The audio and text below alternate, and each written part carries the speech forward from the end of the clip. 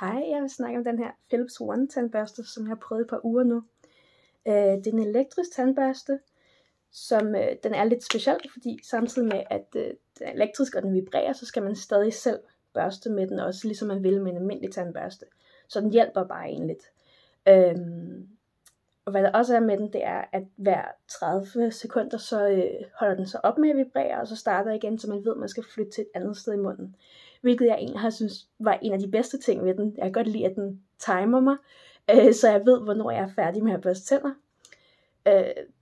Ja, det var lidt underligt i starten, den måde det føles med en elektrisk tandbørste, fordi jeg ikke har brugt en før. Men efter jeg blev vant til det, så har jeg egentlig været meget glad for den. Og jeg synes, mine tænder de føles renere. Og ja, man oplader den hernede, og så holder den i sådan 30 dage, tror jeg, det er meningen, den skal holde. Så det er jo fedt, man skal oplade den så sjældent.